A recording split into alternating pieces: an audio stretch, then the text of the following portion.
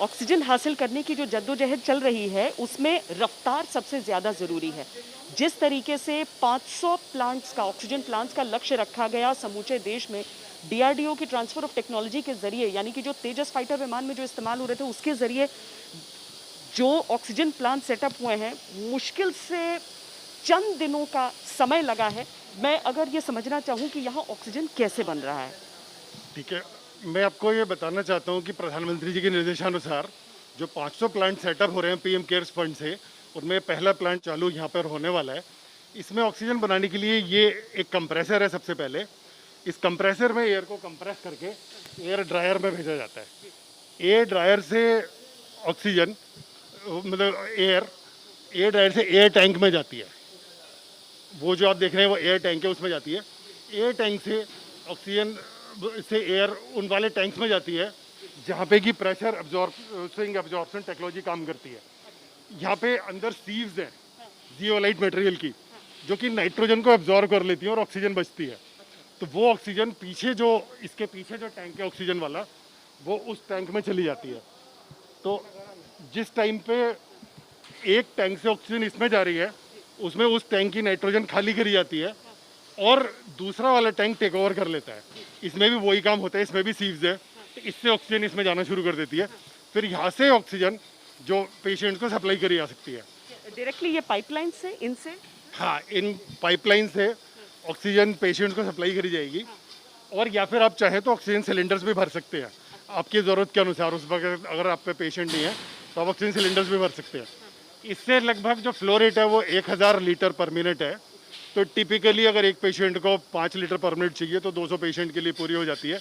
बाकी हर पेशेंट की रिक्वायरमेंट अलग होती है, कई बार पेशेंट को नहीं भी चाहिए होता है। तो टोटल 1000 लीटर पर मिनट आपकी ऑक्सीजन इसी जगह पर डेवलप हो सकती है इस प्लांट के जरिए। कुल 5 आप लोगों ने टारगेट किया था दिल्ली में, और मेरा ख्याल है कि 1 हफ्ते पहले मैंने आपसे बातचीत की थी और 7वां दिन मैं यहाँ पर खड़ी हूँ। हाँ श्वेता, 1 हफ्ते पहले हमने बात करी थी। प्लांट पूरा रेडी है, बस फाइनल जो लाइन कनेक्शंस वगैरह थोड़े से बचे हैं। आरएमएल में भी शुरू हो जाएगी और बाकी 3 प्लांट भी जल्दी ही विद इन अ वीक हमें उम्मीद है कि सेटअप कर लिए जाएंगे। और जैसे कि आप जानते हैं कि total 500 plant with in 3 months में भी हर महीने 1/3 प्लांट के तरह से लगते चले जाएंगे। और दिल्ली में कहाँ पर है? एम्स में है, आरएमएल में है? एम्स में है, आरएमएल में है, लेडी हार्डिंग में है, सफदरजंग में है और एम्स झज्जर में है।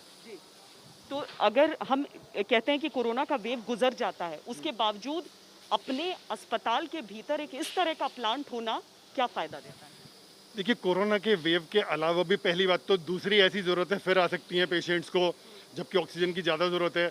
इसके अलावा कई बार जैसे आपने देखा होगा ट्रांसपोर्टेशन लॉजिस्टिक्स की प्रॉब्लम आ सकती है।